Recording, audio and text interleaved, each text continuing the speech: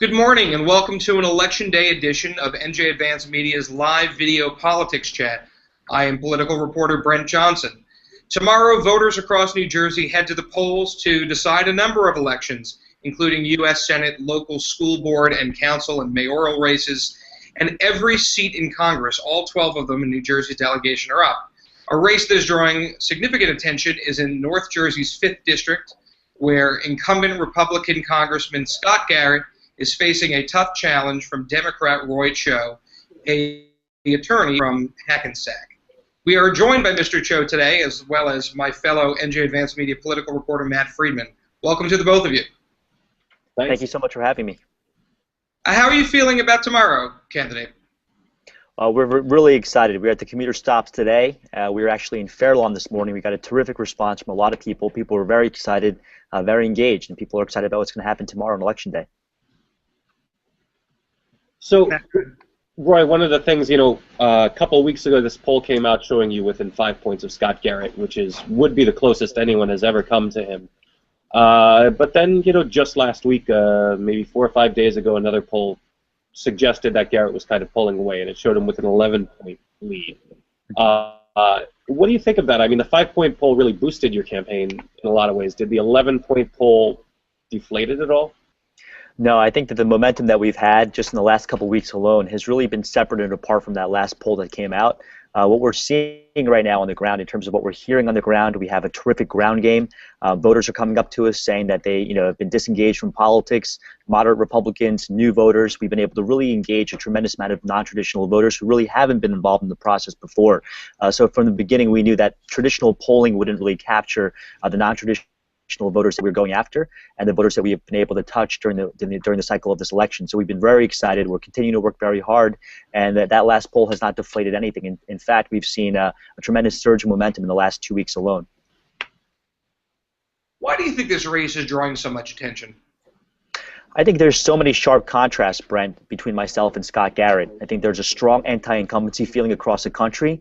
Regardless of Democrat or Republican, you have one of the most dysfunctional and unpopular Congresses that this country has ever seen.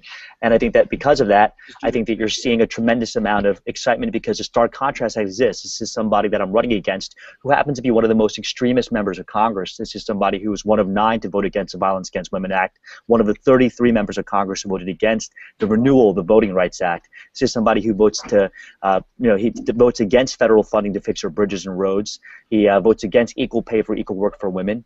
He votes against the middle class. So I think that there's really a stark contrast between what I represent, which is bringing people together, public and private, bringing Republican and Democrat alike, really focusing on public-private partnerships, and then the politics of division, which is what Scott Garrett represents. I think people are excited about that contrast. I'd like to note that we invited Congressman Garrett onto the live chat, but he was declined. He had campaign issues to deal with. But if you still have a question for the congressman, you can post it at the bottom of this post in the comment section, and we will send it to him for him to answer. I'm going to move on to reader questions real quick. NJ.com user Ravensclaw, who is from Bergen County, asks, are there any plans to jumpstart a new rail tunnel under the Hudson River? And what role do you foresee the federal government playing? Sure. This is something that when Governor Christie ended up canceling the ARC tunnel, Scott Garrett came out with a public statement saying that he was in agreement with the cancellation of the ARC tunnel. For our purposes, at that time, there was $8 billion of federal funding that was available for the ARC tunnel. Now that funding is gone. I do believe that this project should be revived. I've been publicly on record saying that investment in infrastructure is something that really can lead to strong job creation, both in the short term as well as the long term. Right now, the cost of that tunnel now has skyrocketed.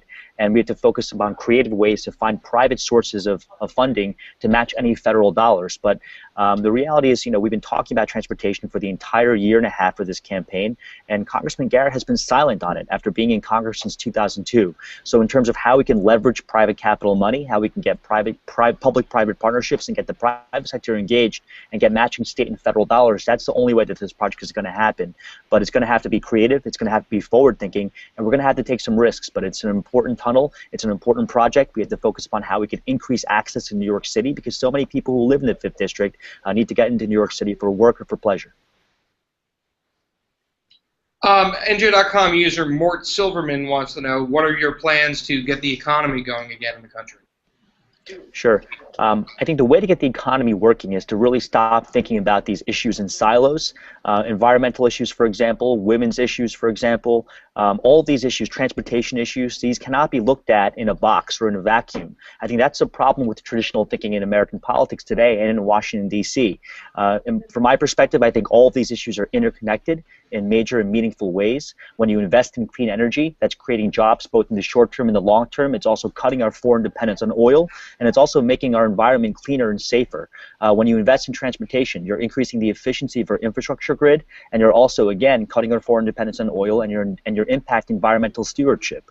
When you're impacting women's rights issues, for example, Scott Garrett voted against equal pay for equal work, and he voted against the Lilly Ledbetter Act, which allows women to sue their past employers for gender-based wage discrimination. When women make up 53% of the voting electorate here in the 5th District, you recognize that there's real money being left on the table. Without a strong middle class, we can't have jobs in the short term or the long term. When you build an off-ramp off of a highway, that creates jobs because it gets people into local diners, it gets eyes into new real estate. So the way to create jobs, both in the short term and the long term, is to start really thinking creatively and expansively and working across the aisle, reaching across the aisle, and focusing upon how we can get the private sector engaged to make government work again. Matt, you have anything to add? Yeah. Roy, I'd like to ask a question if you don't mind. Of course, Matt. One thing we've seen recently is that the Democratic Congressional Campaign Committee, you've lobbied hard to get them to help out with some funds, and to my knowledge, they haven't. At the same time, we see them spending something like $250,000 in the 1st District, where Donald Norcross is expected to have no problem winning this, one of the most Democratic seats in the state. How do you feel about the Democratic Campaign Committee investing money in a sure thing race, basically to try to help Donald Norcross run up the margins, versus ignoring your race, which is considered maybe the most competitive in the state this year?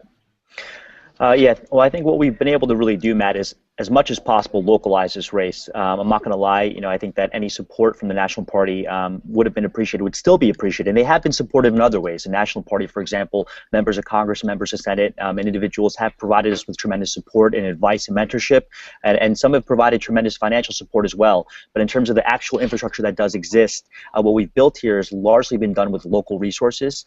We've really localized the issues, and we focus upon, again, not the national climate, not what's happening in other parts of the country, in other congressional districts, but we really focus upon the constituents of the 5th District, and we've asked them the questions of, what Scott Garrett has done for you since being a member of Congress since 2002. I think that message has really resonated, so we're proud of what we've been able to build here with limited resources. That being said, I'm going up against one of the most well-funded members of Congress, and we're proud to have raised, over $1.2 million, which is a tremendous amount of money to raise when I'm a first-time candidate running against, again, one of the most well-financed and well-funded members of Congress. So we're proud to have really been able to localize this race. Well, that's all our time for today. I'd like to thank candidate Cho for joining us, and for Matt as well as for providing questions. Again, if you have questions for Congressman Garrett, please post them in the comments section underneath this video. We'll be back tomorrow with complete coverage of Election Day in New Jersey. Until then, I'm Brent Johnson, and thank you for joining us. Thank you, Brent. Thank you, Matt. Thank you so much.